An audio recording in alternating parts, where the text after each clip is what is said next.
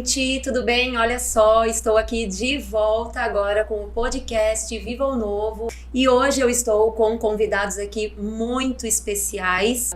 Estou com a Carol Marcondes e com o Guilherme Marcondes, né? Carol, minha amiga aí de muitos anos, né, Cá? Fizemos magistério junto, uma fase muito boa, né? E hoje eles vieram aqui dividir com a gente sobre o novo na vida deles, né? Somos professoras, né? Mas aí ao longo do caminho fizemos muitas outras coisas, né? E hoje a Carol e o Guilherme, né? E tem toda uma equipe aí, eles estão com uma clínica, não é uma clínica de estética, né? Vai vir uma clínica de estética aqui, mas é uma clínica muito, muito especial, né? Tem uma história muito especial, muito importante, envolve aí muitas coisas, né? Então, sejam bem-vindos, né, ao podcast Viva o Novo. E eles vão se apresentar pra gente, né? Falar sobre o porquê de tudo isso, né? A formação deles, contar um pouquinho. E aí, no decorrer do programa, nós vamos mostrar muitas coisas aqui para vocês, tá bom? Sejam bem-vindos, Carol. Obrigado. E Guilherme. E aí, quem vai se apresentar primeiro?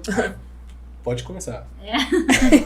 Bom, eu sou a Carol Marcondes, né, amiga aí da Dani, né, fizemos magistério juntas e eu ingressei mesmo na área da educação, né, então há 20 anos aí estou na área da educação, trabalho na escola, mas no decorrer aí da minha profissão, muitas crianças de inclusão foram surgindo na minha vida, então assim, como professora em sala de aula, todos os anos eu sempre peguei crianças de inclusão, né? E sempre fui, assim, apaixonada pelo trabalho com essas crianças, né? Então, sempre me dediquei muito, conseguia ver resultados aí muito bons, né? Avanços muito bons em sala de aula com essas crianças. Então, eu sempre tive aí um carinho especial por essa área da inclusão. Durante a minha carreira, né, na prefeitura, eu fui chamada para trabalhar no AEE, que é o Atendimento Educacional Especializado. Fiquei pouco tempo nessa área, né, fiquei durante 6 meses, então trabalhando só com inclusão mesmo. Aí fui convidada para trabalhar na coordenação, então eu saí dessa área da inclusão e fui trabalhar na coordenação de uma escola. Mas a inclusão sempre fez parte aí da minha vida dentro da escola, né. Eu tenho 3 filhos, né? Um deles é o Guilherme, que trabalha comigo hoje. E no meio do caminho aí, eu tive o Cauã, né? O Cauã é um menino muito diferente, né? Desde que ele nasceu, eu percebia que ele era uma criança diferente, mas eu não sabia o que o Cauã tinha, né? Então, hoje o Cauã tem 15 anos. Na época, quando ele nasceu, era pouquíssimo, né? Se falava em autismo. Então eu sabia que o Cauã era diferente, mas eu não sabia o que o Cauã tinha, né? Conversava muito com o Guilherme, porque o Guilherme sempre muito maduro, né? Sempre observou muito o irmão e a gente sabia que o Cauã tinha alguma coisa, mas o que o Cauã tinha a gente não sabia. Então nós vivenciamos aí muitas crises do Cauã, né? Na primeira infância, muita dificuldade de adaptação na escola, muita dificuldade em socialização, né? Mas nós fomos levando a vida. E aí, há 2 anos atrás, a gente começou a conversar sobre o assunto da clínica. Por quê? Porque aos 12 anos, o Cauã foi diagnosticado autista de nível 1, né? Então, assim, o Cauã, ele foi muito prejudicado pela falta de intervenção precoce, né? Que é um assunto que na clínica a gente fala muito, a importância da intervenção precoce. Porque o Cauã chegou aos 12 anos com muitas dificuldades que ele poderia ter superado se as intervenções tivessem começado antes, né? Então, com 12 anos, ele foi laudado autista nível 1 e aí aquele desespero de correr atrás de tudo que ele tinha perdido. Então, comecei a pagar muitas terapias, né? Porque mesmo no convênio a gente entra numa fila de espera. Então, comecei a pagar várias terapias, conheci muitos terapeutas, né? E eu falo assim, que nós, né, nessa trajetória, a gente conheceu terapeutas muito bons, e terapeutas que não eram tão bons assim, né? Então, há 2 anos, eu, Guilherme, né, na época, Thalita, que é a esposa do Gui, uma amiga, nós sentávamos para conversar sobre esse assunto, né? Sobre a necessidade de um olhar mais atento à inclusão.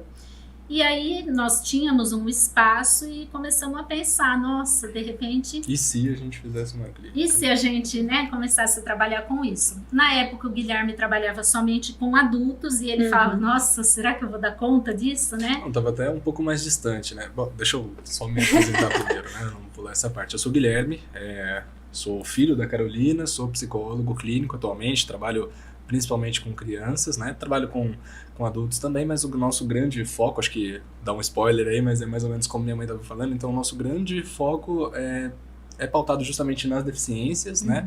Sendo o autismo agora um transtorno mental, mas também classificado como uma deficiência, né? A nível legislativo, né? Por questões de direito, etc.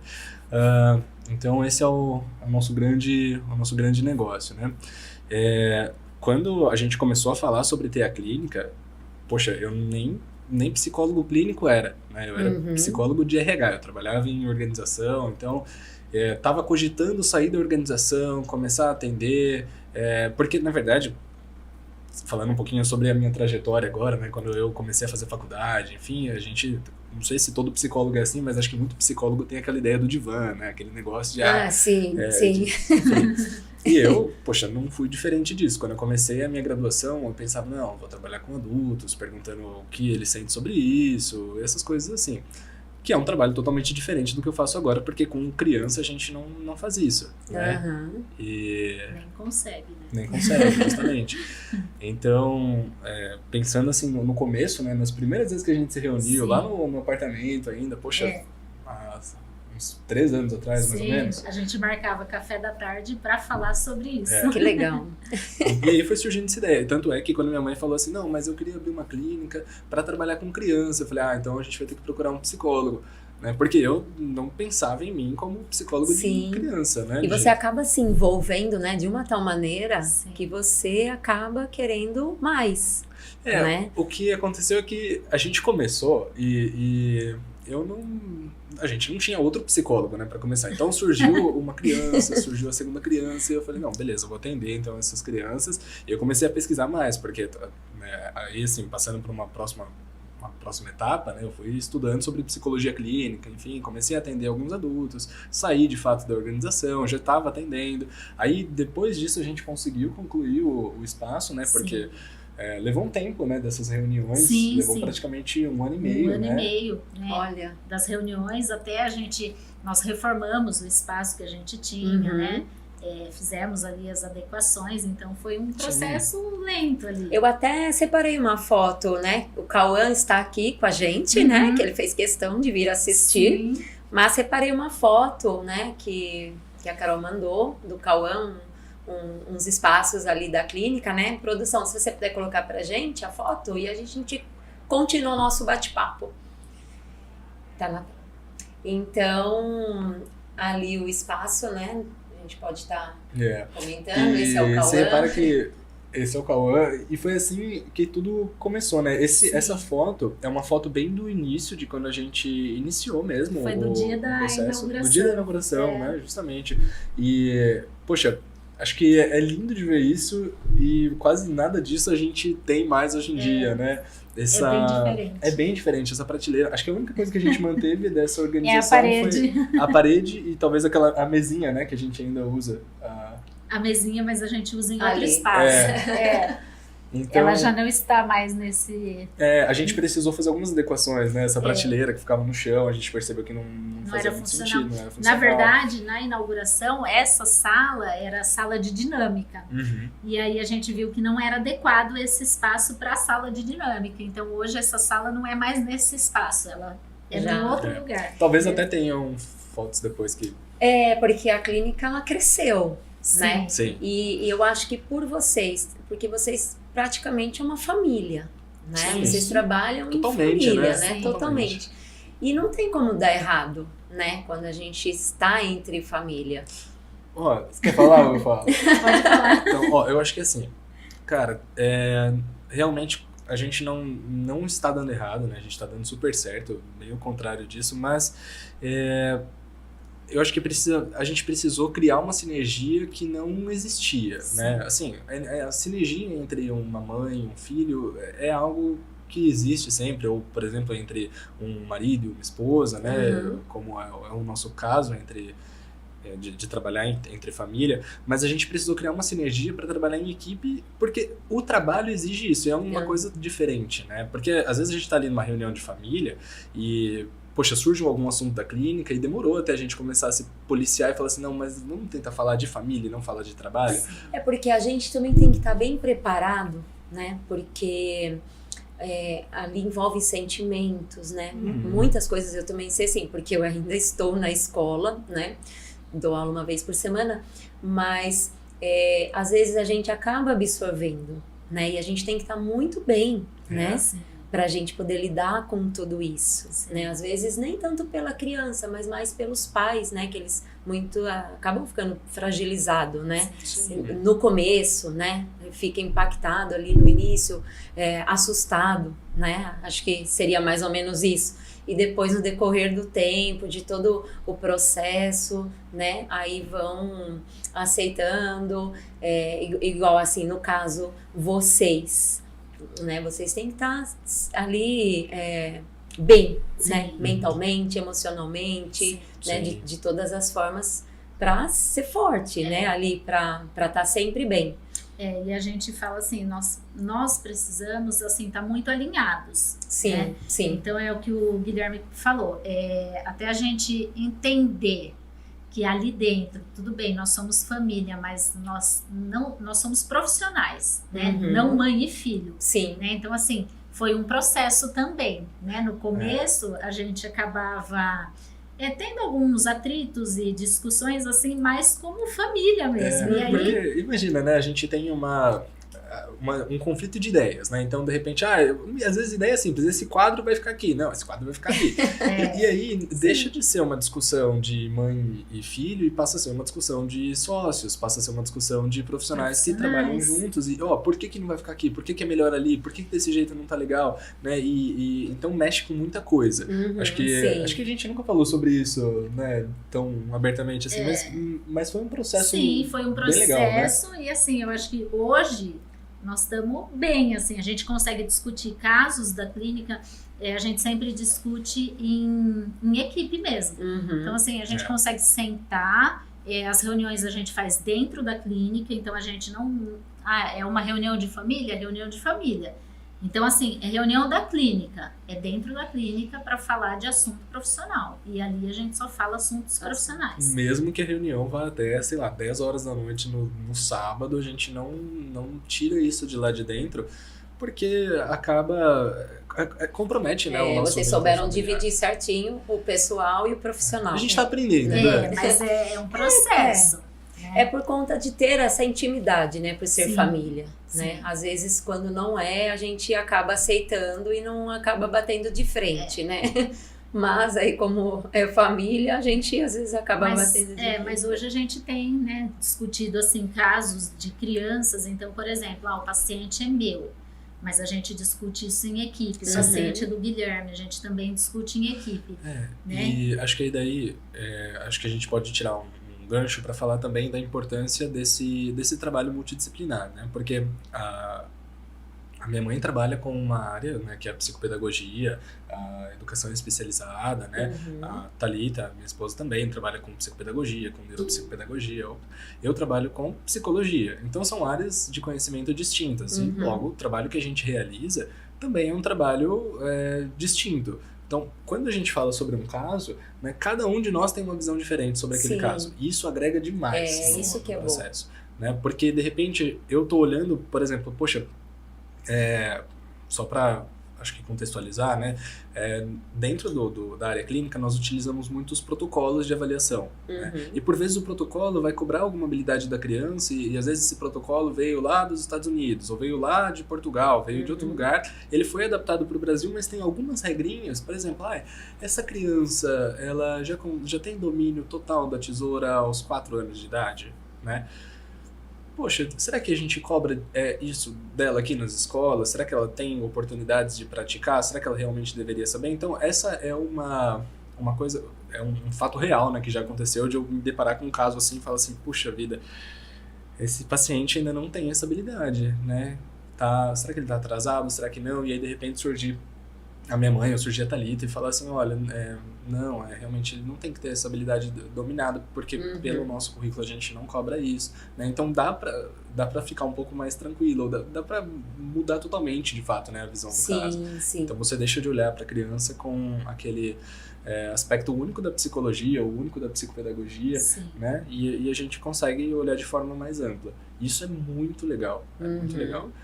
Então, de repente, deixou de ser comportamento, de repente, deixou de ser o cognitivo, habilidades cognitivas, e aí passou a ser algo muito mais amplo. Sim. Né? Essa criança está com dificuldade de escrever, por exemplo.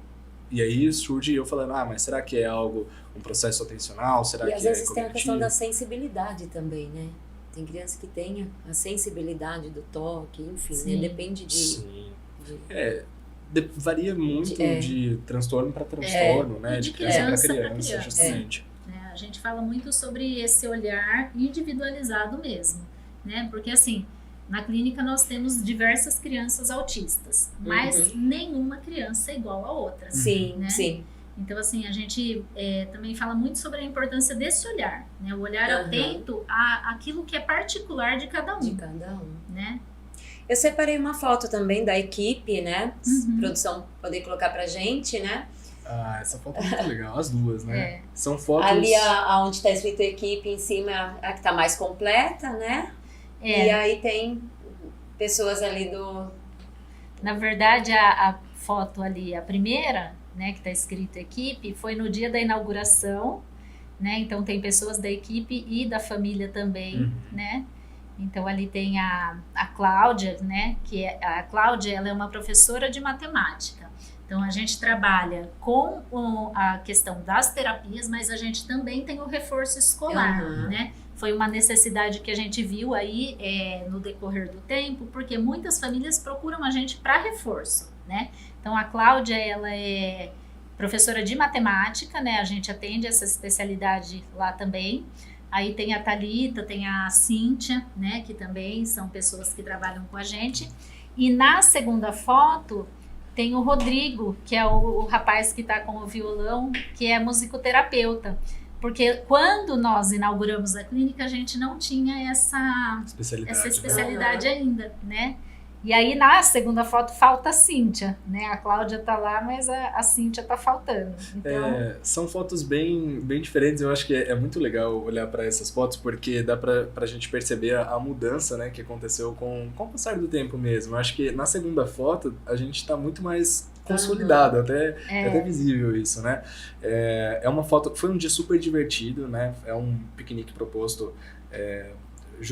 justamente para a conscientização do transtorno do espectro autista, né? E ele acontece aqui em Jundiaí, no Parque da Cidade, e a gente teve a oportunidade de estar presente lá enquanto clínica. São várias clínicas, né, que realizam essa atividade juntos. Então tem pacientes de todas as clínicas, tem crianças que não são pacientes, tem apoiadores da causa. É um evento muito legal, né? E essa foto foi muito bacana porque capturou exatamente esse momento, né? Então foi um dia divertido, a gente tinha acabado de vivenciar tudo aquilo. A gente participou da gincana, né? Participou da gincana, foi muito legal. Eu até separei, depois mais pra frente vai ter mais fotos, né, sobre esse momento. Na verdade, a gente começou a participar desse piquenique tem 3 anos, né? No primeiro ano, nós fomos... porque tinha saído o laudo do Cauã. Não era nem como clínica ainda, né? A gente nem pensava na clínica ainda. Nós fomos, assim, em homenagem ao Cauã, né? Nossa, foi o nosso primeiro ano, achamos aquilo, assim, maravilhoso. Aí, o ano passado, a gente já foi como clínica, mas nós ficamos mais ali reservados, né? Só nós, num espaço, né? E as outras clínicas espalhadas. E esse ano a gente falou que foi super importante porque a gente conseguiu estar ali, né? Junto com as outras clínicas. No ano passado, a gente participou, assim, foi todo mundo uniformizado, até o pessoal da família, né? A galera que comprou, a gente sempre faz uma camiseta para o evento, né? Eu acho isso muito bacana. E aí a gente, realmente todo mundo vestiu a camisa, né? E foi muito engraçado porque a gente nesse dia a gente vestiu uma camisa roxa, né? Sim. Então todo mundo ficou aquele pontinho roxo, assim, né? Sem noção. Foi muito legal, mas a gente não realizou nenhuma atividade, né? A gente ainda estava em processo de formação, algumas coisas eram mais decididas assim de última hora, vamos, então vamos. Dessa vez já teve uma programação diferente, né? Então a gente conseguiu pensar em atividades, em oficinas para realizar com as crianças, e isso foi muito importante, né? Porque basicamente é levar um pouco do trabalho que a gente realiza dentro da clínica para esse evento, né? E tem... Eu falo que assim, todo mundo que participa desse tipo de evento, claro que tem muita gente que vai com a ideia de networking, de divulgação, né? Isso é muito importante. Mas o ponto principal é justamente a conexão que a gente faz. Entre todo mundo. Sim, e a conexão que a gente faz com essa causa, né? Porque é diferente você tá na clínica e fala, não, eu luto por isso, mas e você tá de fato naquele lugar, naquele momento, vivendo o momento com as famílias e vendo as dificuldades, vivendo junto, né, dificuldades que por vez ou outra a gente enfrenta com os nossos pacientes, ou então, enfim, né, eu acho que é por aí. Legal. O que a clínica oferece? A gente já até andou falando algumas coisas, né, mas aí sim vamos falar por tópicos, né? Tá. Tem a psicoterapia infantil. Isso, que no momento é o Guilherme, né, o psicólogo da clínica. Aí nós temos a parte de psicopedagogia e neuropsicopedagogia, né, que é uma parte voltada para a educação, mas ela é diferente do reforço escolar, né. Então nós temos a psicoterapia, psicopedagogia e neuropsicopedagogia, e a parte do reforço escolar também. E temos a parte de musicoterapia, né? Aí nós temos já 2 profissionais que estão se capacitando para arte terapia e também psicomotricidade. Então, assim, devagarinho, né? A gente está ampliando aí os atendimentos. Porque aí você, né, no decorrer você vai vendo a necessidade, né? Isso. E se, né? Daí vem o e se, né? E a gente vai vendo, assim, a necessidade dos nossos pacientes, né? Então, nossa, olha, esse aqui, ele está passando ali na psicoterapia e psicopedagogia, mas ele precisa da psicomotricidade, né? Então, assim, por que não ter ali dentro, né? E eu lembro que quando a gente inaugurou a clínica, até um pouquinho depois, durante os próximos meses, né, da inauguração, a gente ficou com essa questão, poxa, mas a gente não tem fono, a gente não tem TO, como que a gente vai trabalhar, né? Porque hoje em dia, no que consiste uma clínica multidisciplinar, né? Áreas distintas, mas quando a gente fala do autismo, por exemplo, que é o nosso grande foco, né, pode-se dizer, a gente tem algumas áreas que são de tratamento padrão ouro, digamos, para o autismo, né? Então a gente olha principalmente para a análise do comportamento, depois posso falar um pouquinho mais sobre a análise do comportamento, mas então a gente olha para áreas específicas, sendo psicologia, fonoaudiologia, psicopedagogia, terapia ocupacional, né? Esqueci alguma? Não, são os pilares, né? São os pilares. Aí tem a psicomotricidade, musicoterapia, né? Que estão chegando, arte-terapia, robótica, né? Que são áreas que estão agregando e que estão fazendo muito sentido agora, né? Mas aí a gente geralmente olha nos laudos, né? Enfim, quando é solicitado terapia para as crianças, geralmente são esses os pedidos principais, né? Então, quando a gente começou, a gente ficava muito nesse negócio de, poxa, mas não tem... não temos TO. Não tem TO, não tem espaço para fazer uma sala de TO, é um investimento alto, porque é mesmo, né, Dani? E acho que algumas conversas que a gente foi tendo depois acabaram nos tranquilizando em relação a isso, né? Porque qual foi a conclusão que a gente chegou? Não, cara, vamos ser bom no que a gente já tem.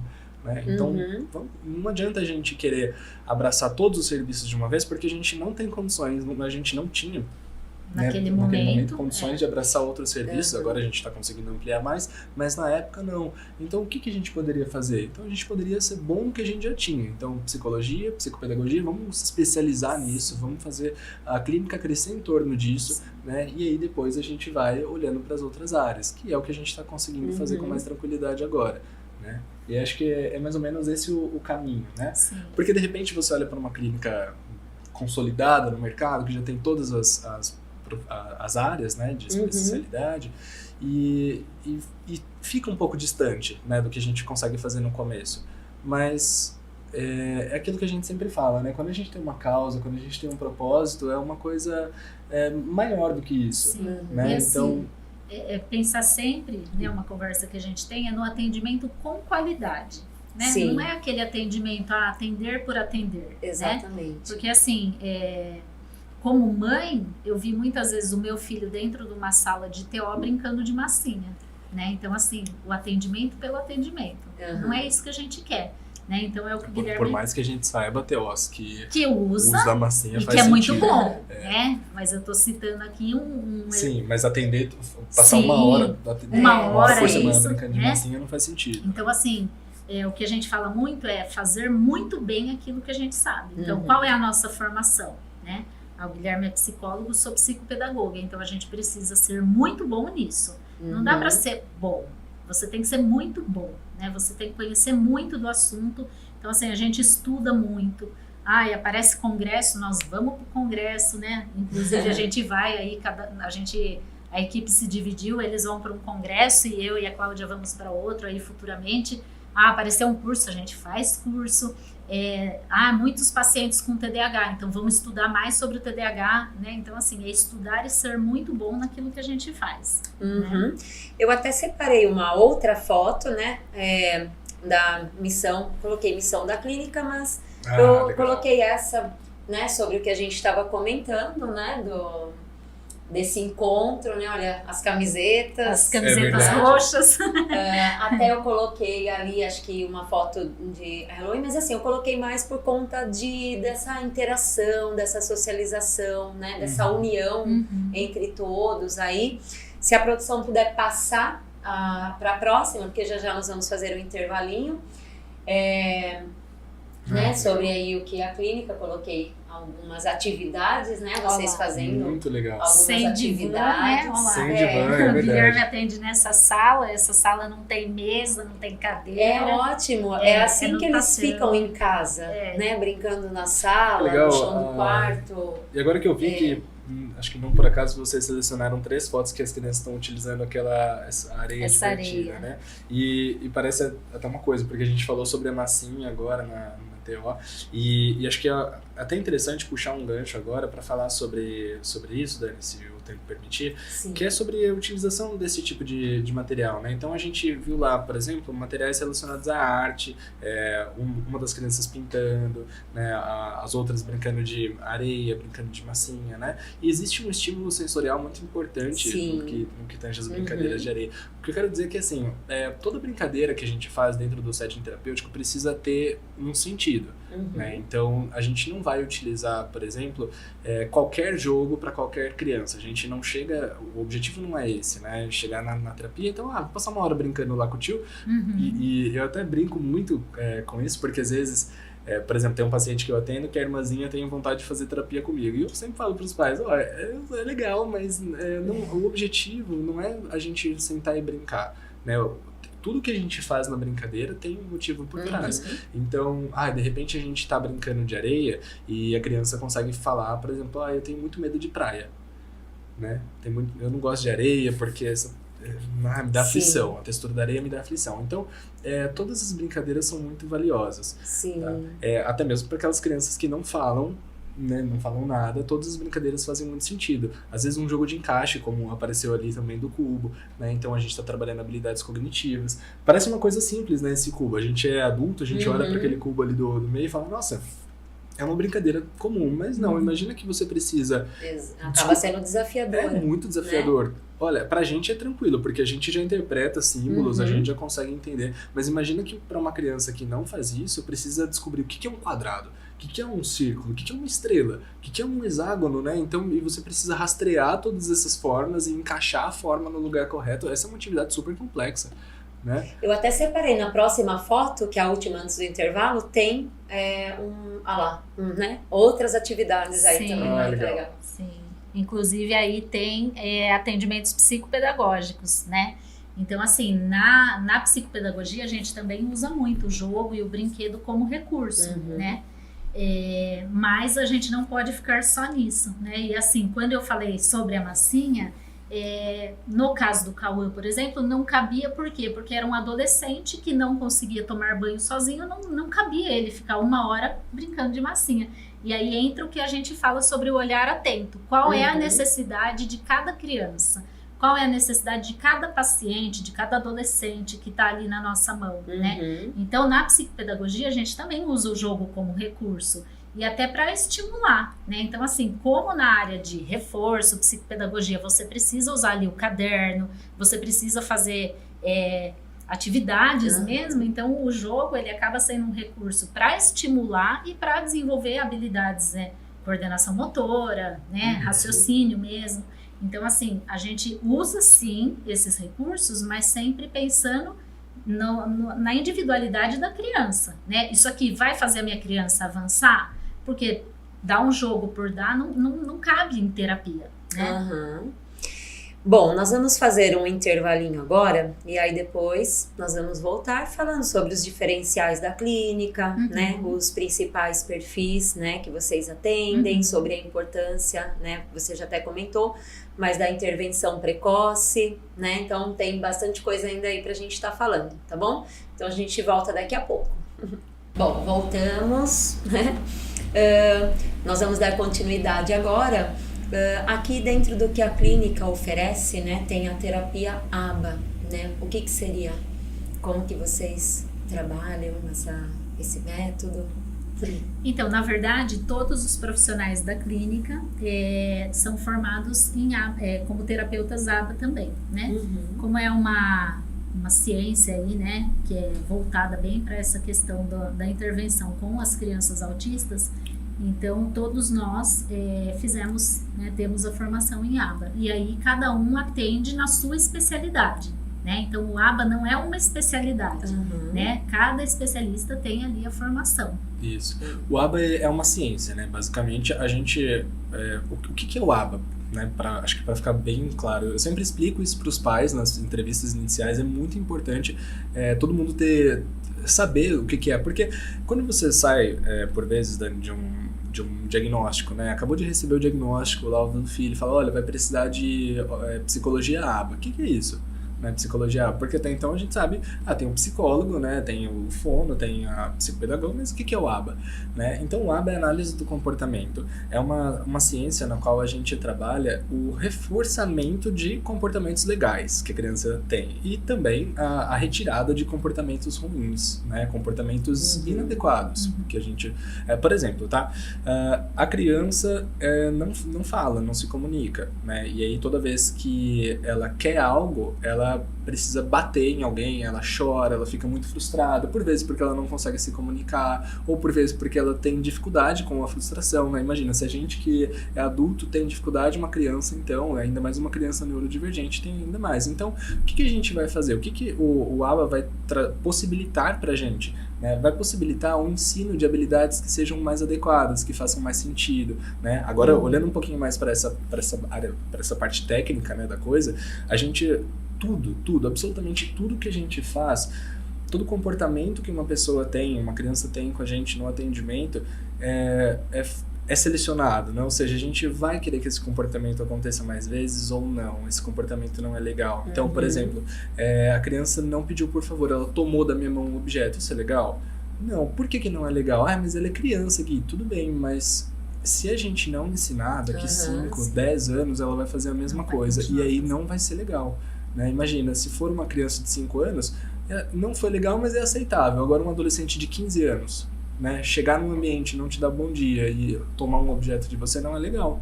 Então a gente precisa ensinar. Né? Parece até meio drástico quando eu falo, né? Mas é muito importante ensinar esse tipo de habilidade. E o ABA, análise do comportamento, é uma ciência que surgiu há muitos anos atrás, surgiu no século passado, né?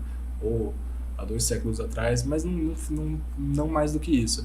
Né? E é uma ciência que vem para possibilitar a gente justamente trabalhar esse tipo de coisa, né? A ensinar essas habilidades, reforçar esses bons comportamentos. E aí o reforço o que é o reforçar? Né? A gente precisa fazer com que esse comportamento aconteça de novo. Quer ver? Eu vou te dar um exemplo. Você está com sede. Né? E aí você toma um gole da água ou toma um gole de alguma outra coisa que você tenha para beber. E aí a sua sede diminui. Certo? A chance de você realizar esse comportamento de novo, de tomar água quando você está com sede, é maior ou menor? É maior, Sim. justamente. Então a ideia é essa, né? A gente precisa fazer com que o comportamento seja reforçador, ou seja, que ele atinja um objetivo que faça sentido para que ele seja executado de novo, né? Para que ele apareça de novo. Então, olha, a criança fez assim, pediu por favor, ou ela fez um sinal, às vezes a criança não fala, e lógico que a gente não vai cobrar isso de uma criança que não fala, tem outras maneiras, né? A gente pode depois falar sobre comunicação alternativa, mas imagina que a criança está se comunicando com você, ela está Sim. pedindo aquele objeto, eu posso reforçar esse comportamento? Precisa, né? É muito importante. E quando você conquista isso, é um avanço. É um baita avanço, Né? porque ela vai pedir todas as vezes, ela vai Sim. perceber que esse comportamento dela deu certo. Então ela vai Sim. fazer de novo, e de novo, e de novo. E aí ela conquista um aprendizado, né? Então, opa, peraí, toda vez que eu quiser alguma coisa, eu não preciso tomar da mão de alguém. Eu posso ir lá e pedir pra ela, né? E isso é muito importante. Quando eu não tô afim de uma coisa, eu não preciso jogar tudo, né? Sim. Posso falar não quero, ou posso afastar o objeto de mim, sinalizar que eu não quero esse objeto, né? Eu até separei uma foto dos diferenciais da clínica. Eu não sei se eu coloquei certo, né? Se a produção puder colocar pra gente. Isso. Eu não sei se eu coloquei ali corretamente, se tá faltando alguma coisa, né? O atendimento multidisciplinar e personalizado, né? O foco na intervenção baseado em evidências científicas, o acompanhamento próximo das famílias e a orientação escolar e a inovação constante com a expansão de serviços terapêuticos, né? Perfeito. E aí como a arte-terapia, né? Isso. Futuramente. Já tem mais alguma coisa que vocês têm ideia? A De psicomotricidade, né? Futuramente também, Aham. né? Mas é bem isso mesmo, né? E a gente fala muito sobre esse acompanhamento junto às famílias, né? Esse apoio à família mesmo, né? Então, assim, muitas vezes saem laudos, né? E não é tão fácil, né? Nós, como mães, Sim. né? Ou pais aí, receberem um diagnóstico. Eu falo assim, que às vezes o diagnóstico, né? Como no caso do Cauã, por exemplo, para nós foi libertador. Por que foi libertador? Porque nós sofremos muito até chegar no diagnóstico. Né? Mas às vezes esse diagnóstico vem ali para uma família que não está esperando por ele, né? Lá no fundo a família sabe, mas ela tem sempre aquela esperança que, não, acho que não é, né? E aí quando chega assim esse diagnóstico, né? Muitas vezes a família dá aquela... Então a gente né, dá todo esse apoio, esse suporte, explica muito sobre essas deficiências, né? Hoje a gente está falando muito sobre o autismo, mas tem outras deficiências, né? Sim. Tem a deficiência intelectual, o TDAH mesmo, né? Que até os pais entenderem que não é preguiça, né? Não é falta de vontade da criança, não é porque é arteira demais, né? Que é uma questão particular mesmo. Então, assim, muitas vezes a família precisa desse suporte, desse apoio. Exatamente, né? porque às vezes não sabe como lidar e acaba fazendo aquela pressão em cima da Isso. criança, em vez de ajudar, em vez de ir pra frente, né? Começa a regredir. E uma coisa que surge, Dani, decorrente dessa pressão depois, então descobri que a criança tem um diagnóstico, descobri que essa criança possui um laudo, um diagnóstico diferencial, e toda a pressão que eu fiz foi errada, então surge culpa. Aquela culpa. Né? Putz, então eu não devia ter feito desse jeito, eu podia ter feito diferente, e se eu tivesse feito terapia, surgiam os ICs, né? Então, pra família é muito difícil. E acontece também de ter assim, tem um laudo, ele é assim, ele é isso, então vai deixando. Não pode deixar. Exatamente, não se preocupa em procurar uma orientação melhor, porque ele todos não evoluem. é assim, né? Tem o Né? laudo, pronto, acabou ali. Não, tem o laudo, então vamos ver o que a gente pode fazer para essa criança, esse adolescente melhorar a partir de agora. Porque aí a gente não... uma coisa que eu sempre falo em reunião, falo para pais, né? A gente não tá pensando em fazer com que a sociedade fique melhor, as pessoas se sintam bem perto dessa pessoa. A gente tá pensando justamente na criança, ou no paciente, no adolescente, seja até no adulto, a gente está pensando no paciente, em como ele pode ter mais qualidade de vida, né, como ele pode viver bem, mesmo sendo diferente. Porque seria muito, muito lindo se eu pudesse falar que não, a partir de hoje, se a pessoa tem um diagnóstico, ela vai ser totalmente apoiada pela sociedade, e vai dar tudo certo na vida dela. Não é assim, pelo menos não por enquanto. Eu quero um dia poder falar, não, fica tranquilo, né? Você tem um diagnóstico, ou seu filho tem um diagnóstico e vai dar tudo certo. Você vai estar na mão de profissionais excelentes durante a sua vida toda, todos os colegas da escola vão respeitar, né? Então, o trabalho que a gente tem com as famílias e até mesmo com profissionais, né? Porque a gente tem essa outra frente de trabalho que é voltada à orientação profissional, é justamente fazer com que as pessoas compreendam que não é tudo que a gente vai poder fazer ficar, entre muitas aspas, isso que eu vou falar agora, porque eu não gosto dessa palavra, que é normal. Às vezes não dá pra ser daquele jeito normal que a gente conhece, às vezes vai ser um pouquinho diferente. Como diferente? Vai ser uma atividade um pouco diferente, vai ser um diálogo um pouco diferente. Mas a criança só consegue falar sobre tal coisa, passa o dia todo falando sobre um assunto só. Tudo bem, por enquanto é o que ela consegue fazer, né? A gente vai trabalhar dentro das possibilidades. Eu não falo nem das limitações, eu falo das possibilidades. A gente trabalha dentro das possibilidades do paciente, né? E aí, seja esse paciente, como eu disse, uma criança, que é o nosso maior público, né? Crianças e adolescentes, mas também sejam os adultos, porque eu sou procurado por pessoas adultas que estão recebendo o diagnóstico agora, né? Recebeu, por exemplo, esse ano, né, tem alguns pacientes que eu atendo que estão dentro dessa categoria, né, de ter recebido diagnóstico esse ano passado e agora, né, quer dizer que eu sou autista. Então, o que a gente tem que fazer? A gente tem que conscientizar a população do que é o autismo, o que é o TDAH, o que é cada uma dessas coisas. E é tão bom que hoje em dia, né, é mais visto, é mais procurado, é mais... Né? Porque antigamente não se falava nada disso. Né? Nada, déficit de atenção, autismo. E assim, nada. Uma coisa que as pessoas precisam entender também é que assim, o paciente está em terapia, mas não é porque está em terapia que a dificuldade acabou. Né? Então, assim, pacientes com TDAH, por exemplo, ele vai precisar sim de adaptação curricular na escola. Não é porque ele está em terapia que agora ele sabe tudo, não, né? Ele tem o limite dele, né? Ele tem ali as dificuldades, então ele precisa da adaptação curricular. Por isso é importante essa questão da orientação aos profissionais mesmo, né? Da capacitação profissional. Por quê? Porque os profissionais que estão, por exemplo, na escola precisam entender, né? Como que essas crianças funcionam, né? Como que esses adolescentes funcionam. E até no dia ali do evento no Parque da Cidade, eu falei que hoje a gente vê assim que para a questão das crianças parece que tem um movimento aí muito grande, né? As mães estão se movimentando, né, na causa aí do autismo. Mas eu sinto hoje, como mãe de um autista adolescente, eu sinto falta que esse movimento aconteça também para os jovens, né, para os adolescentes e adultos, né? Porque assim, não é porque adolescente está curado, não está curado, não tem cura, né? Então assim, a sociedade precisa entender, né, as escolas e faculdades precisam estar preparadas para receber esse público. E a gente está falando de um negócio também que é individual, né, singular, individual de cada pessoa. Então quer dizer que cada um tem as suas dificuldades?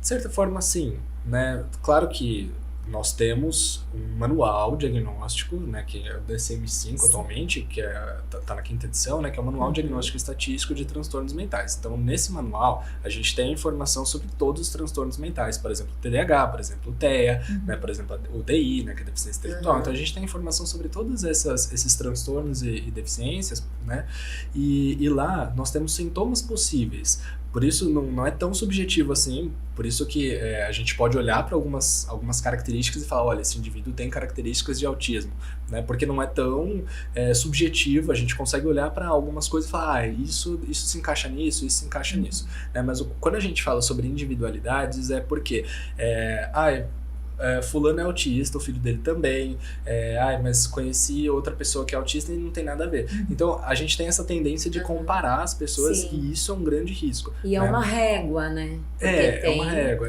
Esse é mais autista, esse é menos. E aí, um dado muito relevante que eu acho que pouca gente fala sobre isso, né? Mas muitos transtornos mentais que não são autismo tem níveis diferentes de complexidade. O TDAH é um deles, né? Não é nível de suporte. O TDAH, o autismo, ele possui, de fato, os níveis de suporte que aí vão variar. Por exemplo, se a criança precisa de pouco suporte, muito suporte, um suporte substancial, né? Quando a gente fala do TDAH, por exemplo, a gente tem nível de gravidade do transtorno. Então, tem o leve, moderado e o grave.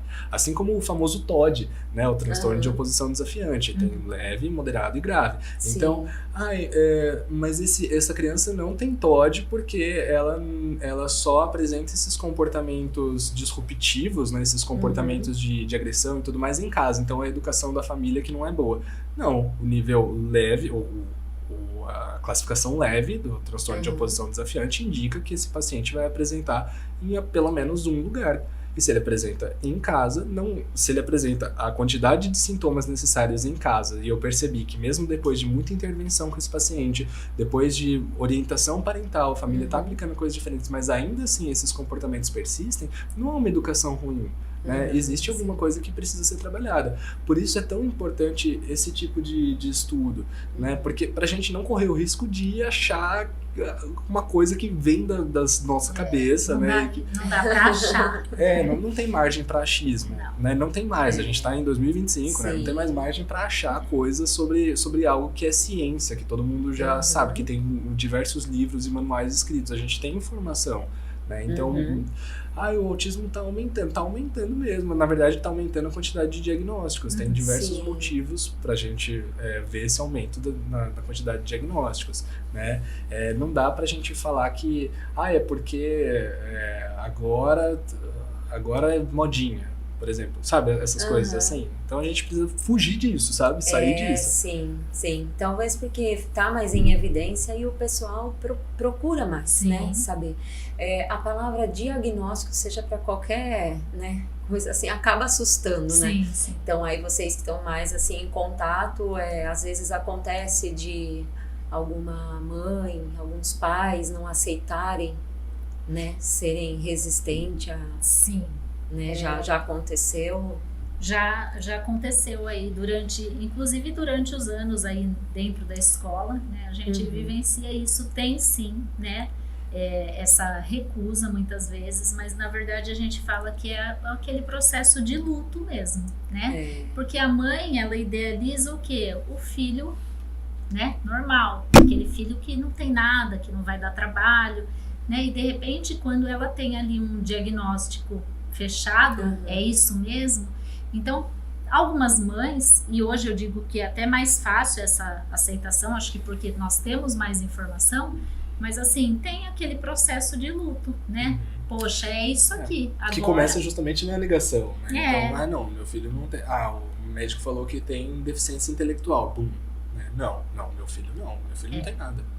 Né? E é comum, infelizmente é comum, né? E faz parte. E a gente precisa estar ali disponível para dar esse suporte também. Sim. Né? O médico falou que tem, mas eu não acredito. Então o que a gente vai fazer? A gente vai fazer um trabalho de conscientização com essa família. Tá, mas como que foi que o médico falou? Teve... não, foi numa consulta o médico falou, não, então vamos fazer outras coisas. Sim, a gente vai fazer outras avaliações, uma entrevista clínica bem robusta, né? A gente vai conhecer esse paciente, a gente vai direcionar ele para avaliações psicológicas, neuropsicológicas, enfim, tem várias formas da gente identificar transtornos, né? Cada um no seu quadrado, né?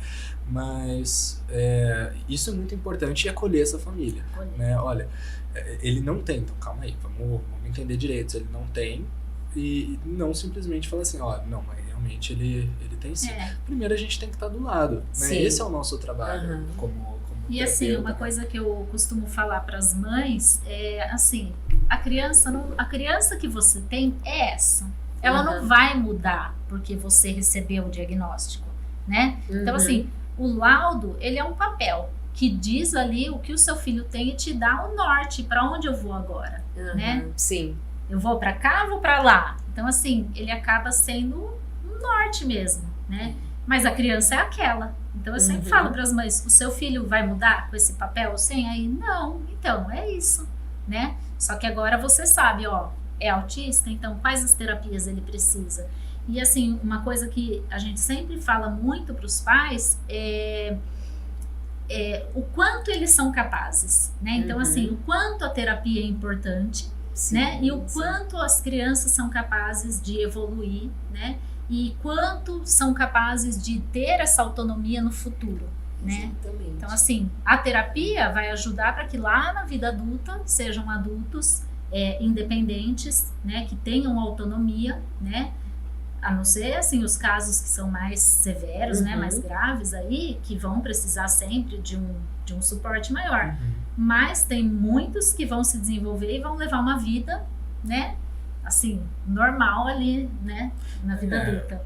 Quando a gente olha, por exemplo, falando de novo, né, em específico sobre o autismo, quando a gente olha para o autismo, a gente olha para os níveis de suporte, né, então a gente entende que aquele indivíduo que tem nível 1 de suporte, nível 2 de suporte, né, se não houver nenhuma outra condição associada, nenhum outro transtorno associado a esse, ele tem chances muito altas de se desenvolver de forma relativamente tranquila, né, nas terapias. Sim. Claro, nas terapias, tá? Agora, quando a gente pega, por exemplo, uma criança que para não parecer que eu também tô sendo um cara super otimista, né? E porque a gente acaba saindo muito da realidade e não olha mais pra criança quando a gente fala, não, entrou na terapia, fica tranquilo, vai dar tudo certo. Poxa, a gente tá olhando pra uma criança que é nível 3 de suporte e, por vezes, a criança nível 3 de suporte, ela não... Por muitas vezes, eu vou dizer na maioria dos casos, tá, Dani? Porque isso é dado científico, isso que eu tô trazendo, né? Na maioria dos casos, essa criança não é apenas autista, ela tem outra condição associada, como, por exemplo, a deficiência intelectual. E aí, pô, Guilherme, o que implica ter deficiência intelectual? Implica no fato de que essa criança talvez não aprenda. Sim. Ou ela vai aprender e ela vai perder esse aprendizado em algum momento, ela não vai conseguir reter esse conhecimento, esse aprendizado. Então, qual que é o problema? Poxa, imagina que a gente tá ali na terapia, tá fazendo terapia, tá há alguns anos na terapia, só que ele aprendeu e desaprendeu. Aprendeu e não conseguiu gravar, não... enfim, então mesmo depois de muito esforço da nossa parte, da parte dele, da parte da família, algumas coisas ele ainda não conseguiu reter. Né? Ele não conseguiu aprender, então ele vai precisar de mais suporte? Sim, ele vai precisar de mais suporte, né? Existe essa outra condição que está fazendo com que ele precise de mais suporte. Ou, por exemplo, o mesmo caso de crianças com autismo e TDAH, né? Então, talvez ele não vá conseguir... No autismo, a gente já vê muita dificuldade da criança de aprender, por vezes, as coisas, a depender do nível de suporte, tá? E a depender também de cada criança, porque, né, vai ter pai que vai falar assim, não, mas o meu filho é autista e ele aprendeu, ele sabe tudo, ele é muito inteligente, e tudo bem, né? Ele pode ser muito inteligente, ele pode saber, né, de muitas coisas, mas a gente olha, às vezes, para uma dificuldade aí, da criança não conseguir prestar atenção em alguma coisa. Ela, por exemplo, nesse estúdio, o que é a informação principal aqui? É o que a gente está fazendo agora. Sim. Né? E de repente a gente tem um indivíduo aqui, e ele está olhando, sei lá, para aquela câmera, né? Ou para esse microfone. Então ele está perdendo tudo que está acontecendo aqui, né? Ele não está aprendendo. Isso já é característico do autismo. Agora imagine uma criança com TDAH. Né? Ela já tem essa dificuldade atencional muito mais acentuada e talvez ela não consiga nem reter a atenção. Então ela vai olhar para cá, mas daqui 2 segundos ela vai olhar para lá, daqui 2 segundos ela vai olhar para cá e ela vai estar se mexendo e vai estar olhando para todos os lados e não para ninguém, né? Então esse interesse reduzido em pessoas, nos diálogos, no que está acontecendo, e interesse acentuado em objetos, e ainda mais esse foco que muda constantemente, não vai permitir que o aprendizado seja eficaz, não vai permitir que essa criança aprenda. Então, claro que para isso a gente tem intervenções específicas, a gente tem inclusive a intervenção medicamentosa, que é muito importante, né? Mas só para trazer um pouquinho mais da realidade do contexto clínico para cá, né? Porque... Claro que a gente vai sempre se esforçar para fazer o melhor possível pelos filhos de cada uma dos pais que levarem, né, que chegarem na nossa porque é gratificante, né, você ver a evolução. E é o que a gente ama fazer, né? Sim, e mesmo a gente vê lá na clínica, assim, mesmo casos que são bem sérios, né, evolução sempre acontece. Sim, né? Poxa, e é muito legal, Dani. Mesmo que pequena, às vezes, mas a evolução sempre acontece. E às vezes uma evolução que é pequena pra gente, porque a gente tá nesse contexto, pra família é uma coisa imensa, é uma coisa... E a gente poxa, a gente fica tão feliz do quanto a gente é agraciado em poder fazer parte disso, e poder ver isso, né? Que a gente não estivesse fazendo parte, que a gente estivesse apenas vendo isso acontecer.